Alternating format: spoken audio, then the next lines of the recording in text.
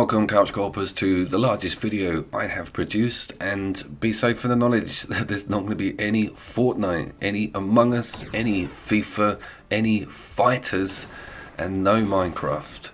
So I apologise to everybody in advance. We are going to include a game called Screen Cheats, which is what you're looking at right now. And of course there's no COD in here because the PvP local COD is kind of a bit daft because everyone looks at the other person's screen. But that's the whole idea of this game.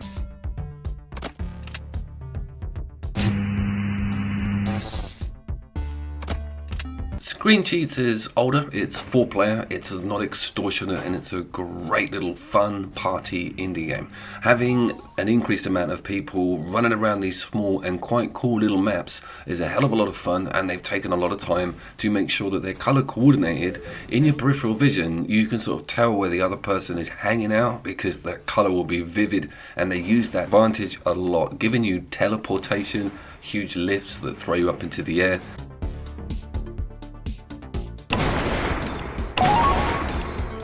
You also get a great choice of weapons, and I get a strong GoldenEye vibe with this one.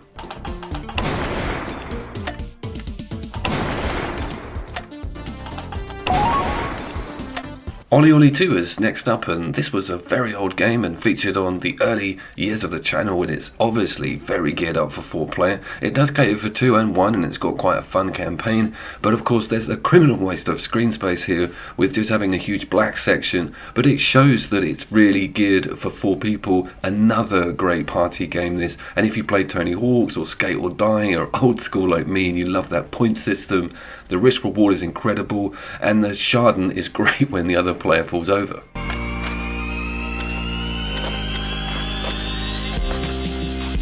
The controls are quite unique, with giving you some tricks on the analog stick, sort of semi-circle, so you can go ham and trying to get as much done in the air as you possibly can, but of course you've got to have everything together by the time you come to the ground, and there's also ranked landings, perfect landings, more points for pulling off better moves. What a great little game. Ollie Ollie World came out on the 8th of February, but doesn't feature couch co-op unfortunately, but it is an online, full-blown cooperative experience, and with some PvP in there. I strongly suggest you guys have a look.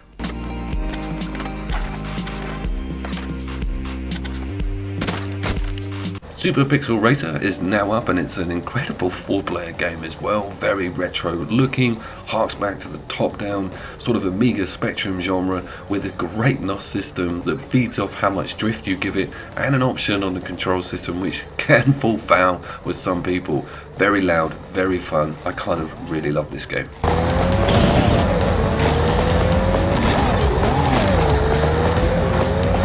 Everything is kind of blaring at you, from the soundtrack to the crazy graphics to the AI, which is full on very aggressive, and they love pushing you around. They really do feedback, and it's great to be able to hold first place or use that NOS at the last minute and just come careering around the corner and beat your couch co-op buddy. A lot of satisfaction with this, and it looks perfect.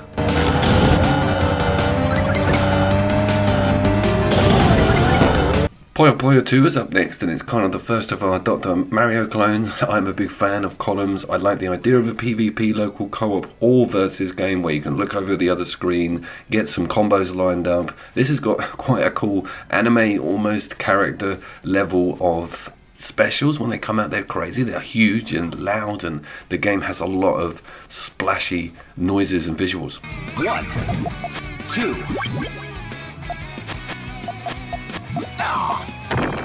Ruining your opponent's day is kind of the theme with this game, and lining up combos to earn enough to get a load of great balls just drop into your opponent's screen, and watching them deal with the problem or lining up a special. Huge satisfaction in getting a win and being strategic and working out what to do next and when to do it. 1, 2, 3, 1. Scream it out!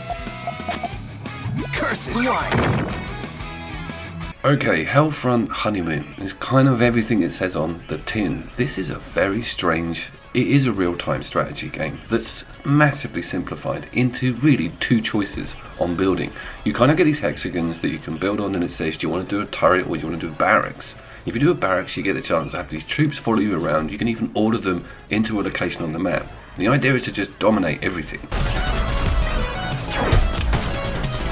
As you probably know, this is one of my favourite methods of PvP local gaming because you don't have to worry about the screen scrolling around, and with the amount of pixels you can have on a static screen nowadays, there's loads of fun to be had just on a singular area.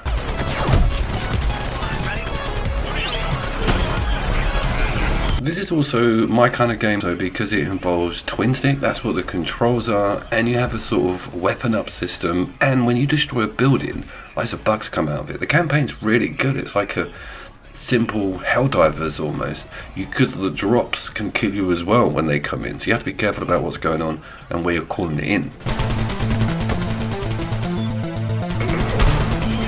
Quick couch co-op community joke, when I play Helldivers with my mates, it is actually more like a PvP game, bless them. But back to Hellfront Highway / Honeymoon, this is very cool because the maps can give a lot of variety on how the game can unfold, and of course up to 4 player, and you get put back, as you saw there, to your main base when you take damage or die, so there is some consequence. You need to be up on the front lines, and if you spawn back you're just useless, and I would get, or your opponent, an opportunity to sort of crack your front lines.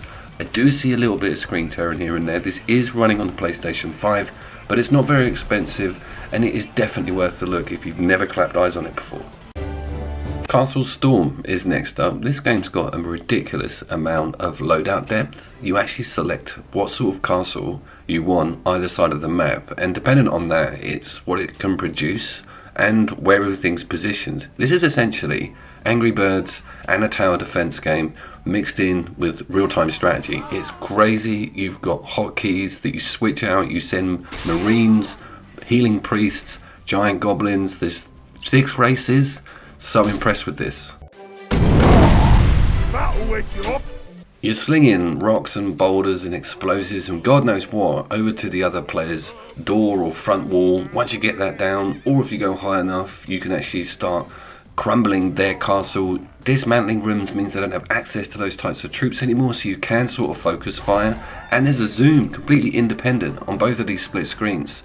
The sequel to this game is nowhere near this, so be very careful. Avoid Castle Storm 2 and go straight to the first one. You will love it if you're into strategy and you know how that sort of cooldown system works on hotkeys, and just the funniness, man. This great dialogue, great animations.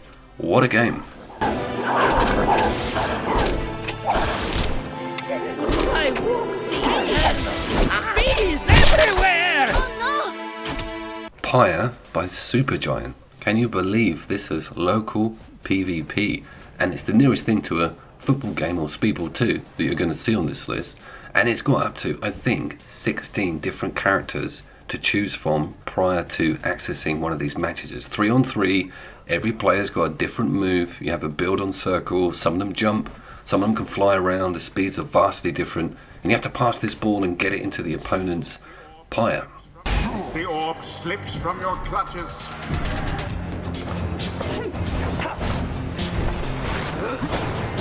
I always crave depth when it comes to PvP. I'm always miffed that shallow character development or variety in what I can choose from, or even the moveset that I've got access to, can sometimes be really dumbed down when it comes to local co-op or versus gaming.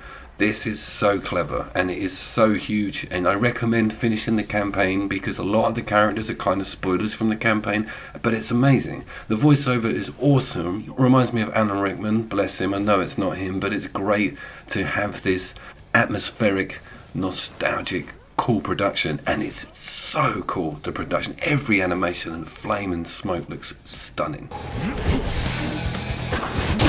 The dissident's Pyre is the first to falter. The game is obviously not for everybody, and if you're a fan of Supergiant, you might even have it in your library already. I doubt you've not noticed the versus mode on the main menu, and I do recommend looking into it. Just super quickly, clean forgot about Tetris Effect, and I have reviewed it extensively on a recent 5 more, so I'll put the link in there, but it is the greatest version of Tetris that's available as a local co-op versus.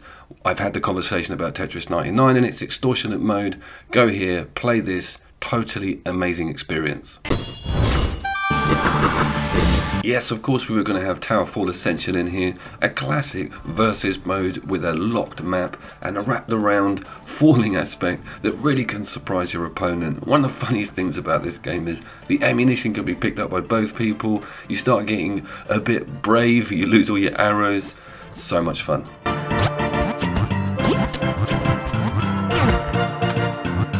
Crazy little replay mode and power-ups jotted all over that map, and a choice of very cool characters, some of which have got awesome perks.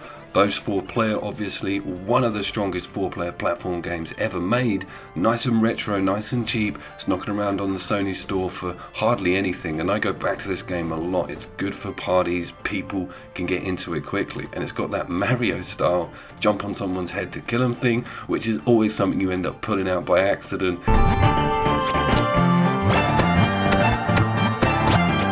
Having co-op in it does help its case with it being on this ranked list, and of course having that environment changing all the time with lava and water and a huge choice of different map shapes, styles, platform layout, everything.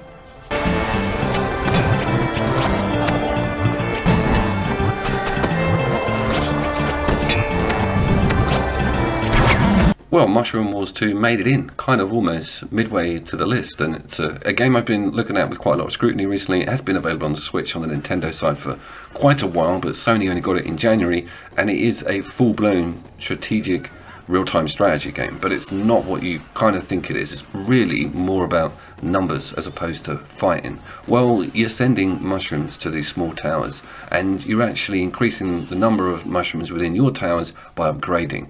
It's a little bit like a tower defense game, but it also has some elements of prepping up and pushing resources to other areas, and of course each hero character, the person that you play, has a special on a hotkey which can be huge, integral, and you choose them at the start, so there is some actual loadout depth here.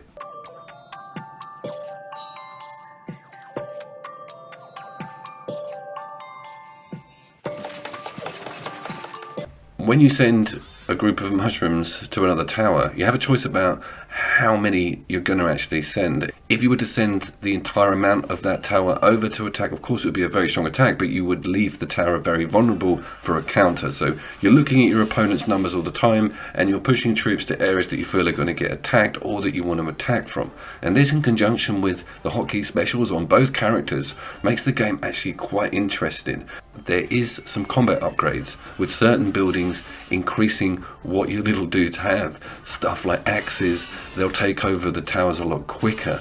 The depth is quite big, and on an initial look, it's quite hard to see. We do have a couple more real-time strategy games coming up that I love to bits, and this one did quite well to get as high as it did. It's about 15 quid. If it gets cheaper, I would totally recommend it, but I wanted to cover it because where does it, peg with all the rest of them that exist to this sort of rule? So you have it mid-level. Override 2, Super Mech League. I had a bit of a problem with that because when I put these videos together, sometimes it's quite a while since I've actually played the game. I'm talking maybe a day. And I was like, I know it's robots, and I know it's 2. Couldn't find it. Could not find it.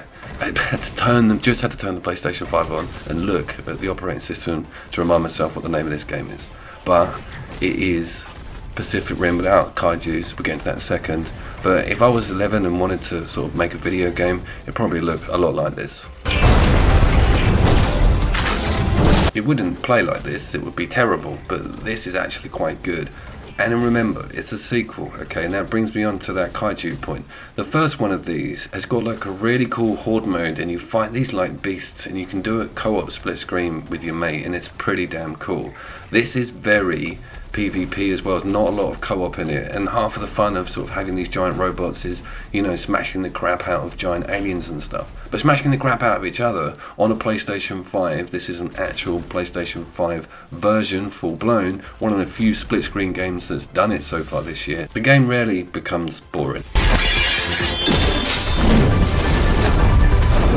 Can you go online with your couch co-op buddy? Yeah, you kind of can, but that's co-op, so we're not going to talk about that. Can you beat the crap out of them with a frying pan? Yeah, you can. Is it something that's going to last you a long time on the PvP level? No. And it will make up for that with having an incredibly cool campaign and loads of online modes and just a shed ton of different amazing robots and skins to unlock. There's quite a lot of background content here. So, recommended.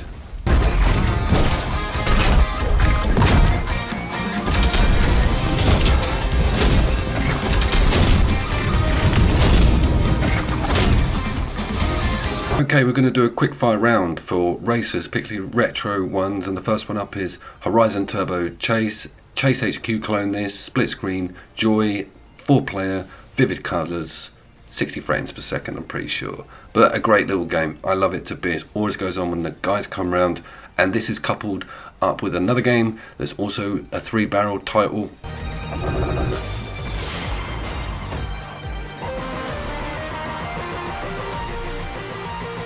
Hotshot Racer also comes in, a little bit more burnout-y this one, slightly more outrunny with loads of drift mechanics and a NOS, which is on X, which is just crazy. You can stack it, and bashing the other players gives you NOS, drifting gives you NOS, being a general arsehole will give you NOS.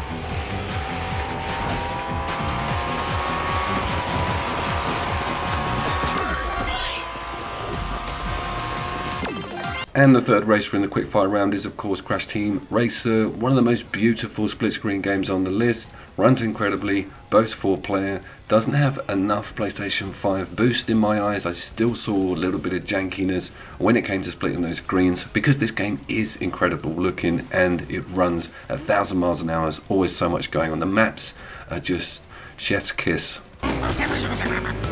This was just an experiment. Sonic Mania is in next with a competitor mode that's absolutely amazing. Hark back to Sonic 1 and 2, you can race against somebody in all the levels that have to be unlocked in the single player, which gives you an incentive. So much colour and great sound. This is a nostalgic, huge hit for me, and to be able to do it at the same sort of aspect ratios that I did when I was a kid and do it against someone else who also knows the game puts it in this like strange speedrun PvP area because people take this really seriously. You can do this so fast and the tiny little adjustments in hitting an enemy wrong on a bounce can throw your whole run through. So tension's good and it's just great to have a classic back on the modern systems.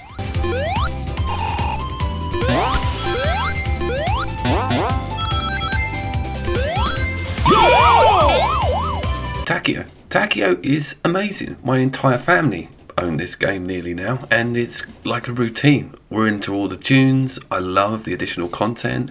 All of that Studio Ghibli stuff's in there.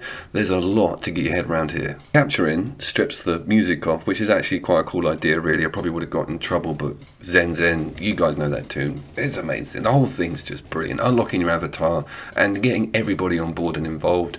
Listening, laughing, trying to ruin each other, punching the other person during a playthrough is often something I resort to if I'm losing. I don't care, I won't, and also it's got so much simplicity that anybody can access this. It's a 2-button process, quite literally, and what comes off the back of that in regards to enjoyment is completely next level.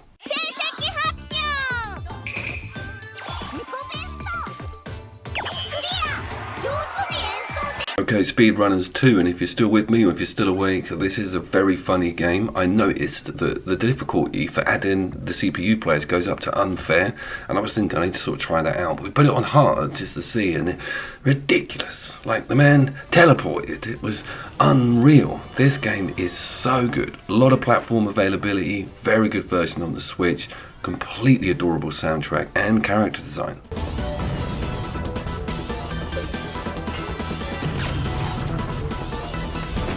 The tension build on the closing square when it's just the two of you left, or the fact that you can have up to 4 people going hammer and tong at each other. You have specials that pull the other person back. You can start putting trapdoors if you're in the lead. Just because you're at the back of a game doesn't mean you're going to pull through and end up winning. And of course that causes all manner of arguments. It's kind of perfect.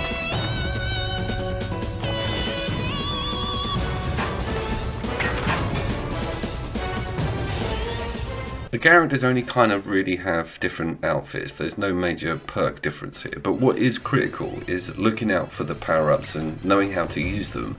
And of course you can implement a sprint if you go through this funny like glass pane. There's crazy stuff happening all the time with rear and front projectiles. You've got to be watching everywhere. This is a local co-op gaming PvP classic.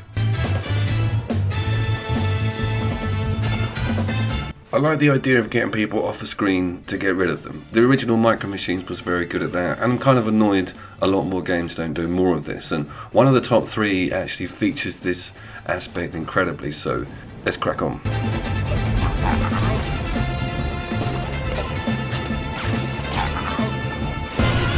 Yes, it is Age of Empires meets Animal Farm in the form of Tooth and Tail, one of my favourite real-time strategy split-screen games. This is an incredible adventure because you can see what's going on the whole time over on the other side, but because of the game's intensity and its moving parts and quite frankly in-depth character selection and barrack system, you're never going to get the chance to spy on them. It's just mental.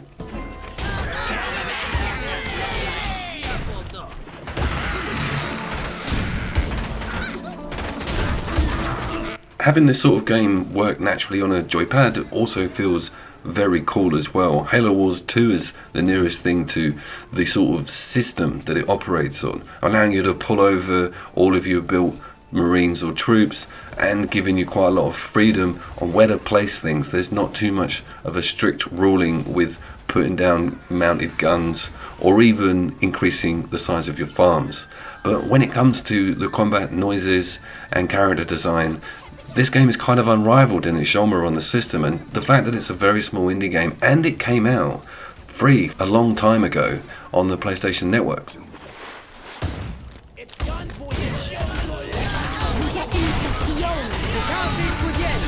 You have a huge amount of variables. Can you believe this? You have a 4-player option as well. Their map sizes can all be mucked around with, and you can increase your army size limit and the budget that you get to spend on that. And when you start a match, you select the units that you're going to have access to, and the depth in that in itself is worth like 10 minutes just thinking about how you're going to put your attack and army together. And of course over on the other side of the screen the other person's doing the same thing, so you can be sat there in a stalemate waiting for them to choose their army, and yeah, you have to just go, right, let's actually just start the game.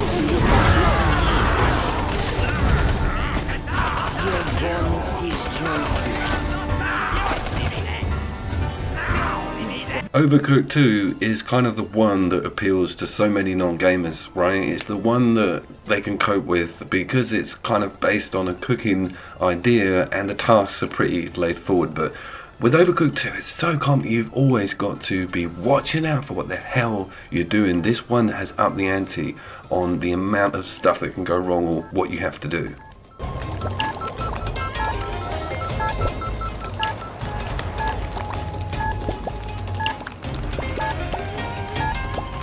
Its ideas also with map variation. There's always something going on, like they'll split the map or the ingredients will sink into the water, something crazy will be added. And the dishes have got hella complicated with 2-stage cooking, all kinds of chopping madness going on. You can throw food around. If you get advanced with this and on 4-player, you can start getting really slick. I wonder what the sort of online top ranked battles are like. I might have to Google that. Back to its intelligent map design, and it also puts access points to everybody being able to get to a certain thing, and you can start pulling stuff off other people's shelves. The PvP is strong. You can screw people over without them even noticing. Take their fire extinguisher. You can't take the fire extinguisher, but you sure as hell can nick their onions.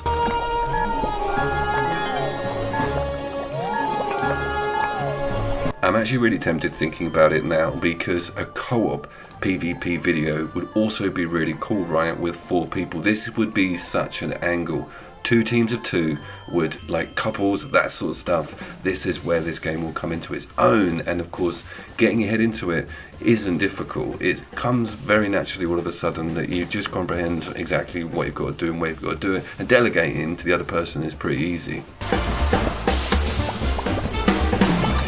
Do you need to go and look at the first one if you don't own either of these games? Probably not. And there's another one called Moving Out, which isn't PvP, which kind of exists to the same rule, which is a lot more couch co-op. I will try and dig out the description for that, but this is a damn good place to start if you've not entered this series.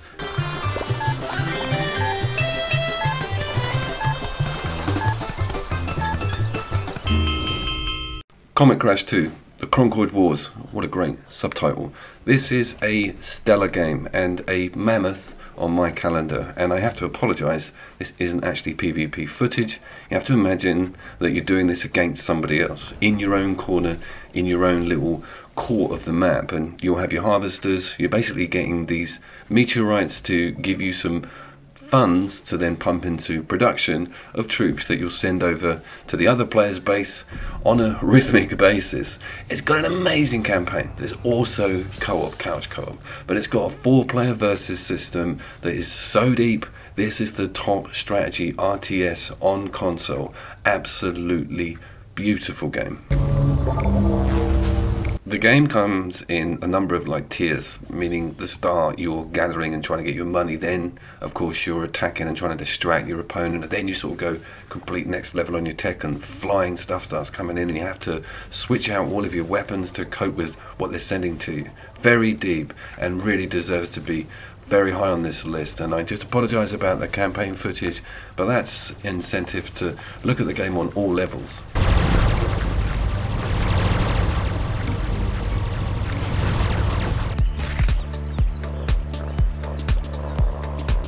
Time for crazy old Nidhogg 2, and this is a side-scrolling kind of a platform game, but it's really a brawler, and it is really only PvP full stop. When you go and play this on your own, you'll just be playing a CPU character that will be doing identically the same thing. No other game modes here apart from charging at each other and doing a rock paper scissors just before the impact. High, low, you can also throw your sword. Man, this gut laugh all the time with this game.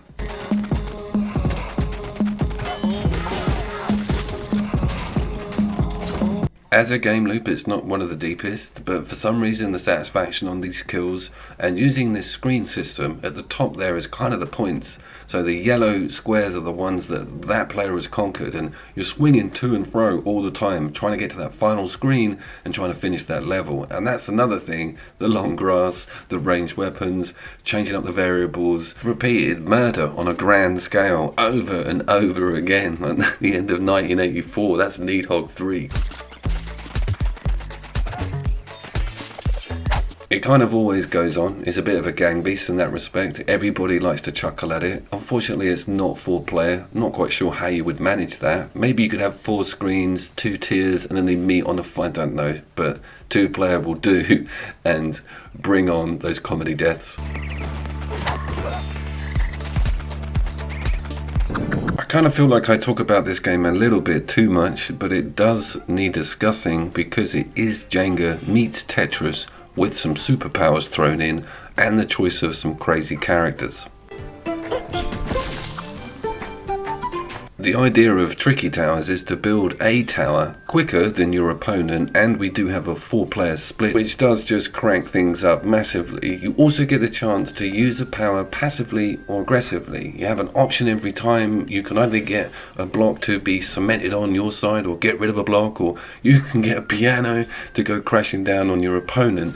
That results in a lot of laughs.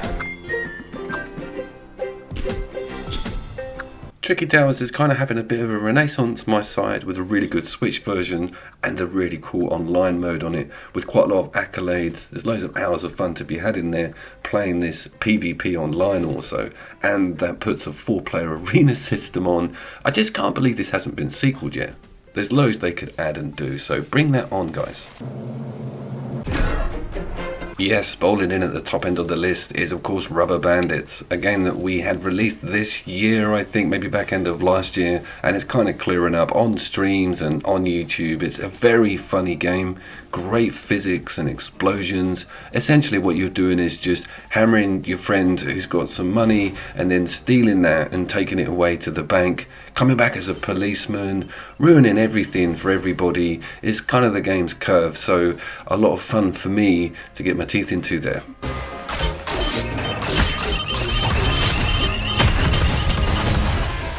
Its PvP elements are epic, and it does include quite a few game modes. What I do recommend is the heist mode, because it's got a multi sort of task scenarios with it, including the map sort of changing everything. Sometimes you need a key or a lever to get to the money, and a queue system will form with people not wanting to open a safe, or someone having loads of money and trying to get off the map. It creates these like micro objectives, so definitely choose that at the start. And of course, just have so much fun with these character physics. Gang Beasts, you didn't even make the list.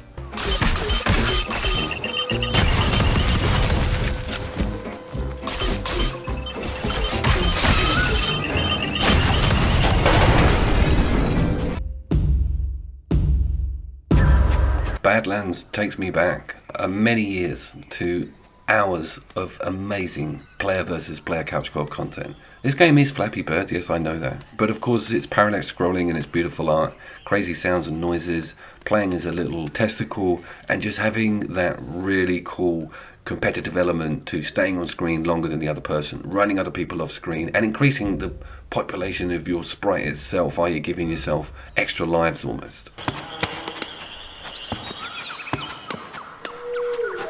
It's very important to have a lot of control over your game modes and variables when it comes to PvP. There's nothing worse than having a really cool game that's got a PvP mode that sort of locks you into everything and makes you play all this crap content. With this, you can handpick your levels, handpick the rounds, make everything tailored to what you enjoy. I will say it's a bit dodgy on the PlayStation 5. It kind of keeps restarting some of the levels. It might be that one of the keys is a restart key, I'm not sure.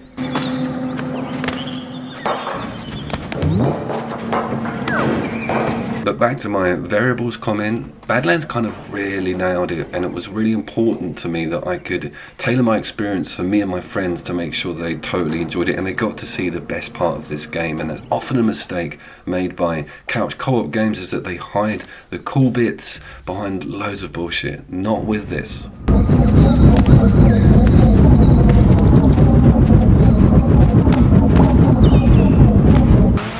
We are at number 2, and just very quickly, this is Dirt 5. Want to show you this footage because the weather dynamic changes in this game are kind of jaw-dropping, and the frames and the performance of it on the 5 is also gobsmacking. So top marks all around here with this game.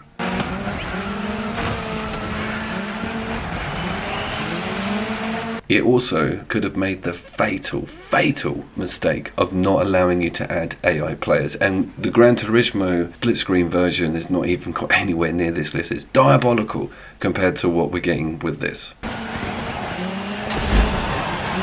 They may have even gone too far on the AI front. What I mean by that is the only mode that you can play is a cooperative campaign on both players' profiles. So you earn the money and the XP that you normally do if you were sat there on your own. But the thing is, you can't get rid of the AI players, and they don't get in the way, but they do add a lot to the experience, because you'll be always in the top 3, and of course it comes down to who's actually going to win that race. So there's kind of 2 levels of competitiveness, but it's just a bit strange that you can't do 1v1.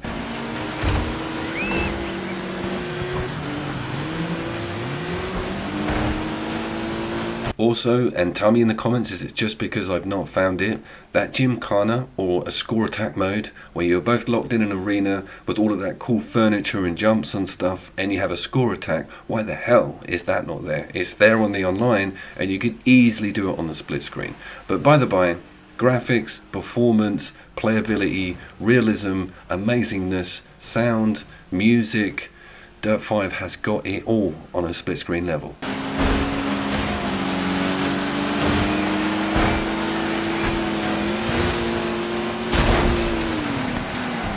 We are finally here. We are at my number 1, and it is Plants vs Zombies Battle for Neighborville, which is technically the 3rd installation, I think, because this is an increased patch on the original sequel to the first game. And just be aware, there is a little bit of iffiness with the guest profile. I don't know if we can take both of our profiles online. I think there might have to be some paid stuff there, don't quote me on it, but you can work this whole thing offline with AI players. Let me just say that again.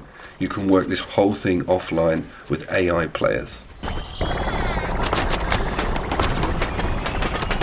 And that's important because working this PvP mode is not simple. You have to switch teams and you have to go into battle mode. It's not advertised as a standalone edition. And of course, the maps are really big, and so finding each other can sometimes be quite daunting. You can decrease the amount of players in each map, thus increasing the chances of running into each other, but it's just the joy of when you do and trying to beat or support your AI teammates, and of course the variety of maps and characters that you've got to choose from. Look at it running on the 5.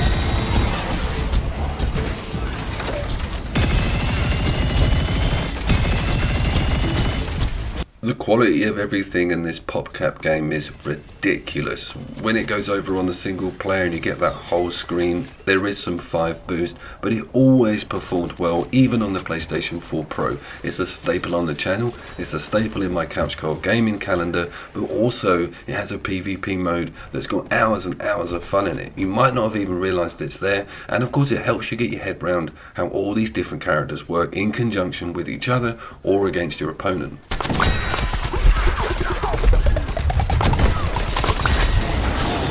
Just a quick story, if you're still Compass Menace or with me, I was going to put Battleborn on this list because I had extremely pleasant memories of the split screen on it, and I couldn't remember if it was strictly co-op and campaign based, but I had a thought that it wasn't, and that you could do a really cool versus mode on those maps, send out all that AI and just sort of have a massive battle either side. Now, I know it was taken offline and the servers were cut like a year and a half ago or something. Randy, you're an idiot, we all know that. And the game wasn't really publicised very well. It had a nightmare against Overwatch, of course. It had a great look though. I really thought that the base game would still be all the offline content, because when I put the disc in, or uploaded it rather, back off the PlayStation Network, it was like, yeah, cool, 56 gigabyte, and there's an update. I was like, brilliant. I'll just play all the offline split screen content and just check for a PvP mode. But it was like, no way, I'm not even going to get past the opening title screen because the servers have been switched off. You shouldn't need to access that content. Anyway, we never got refunded. No one got anything for that. I paid full price for it. And I can't remember in the media if anyone kicked up a stink about it. But I was really gutted.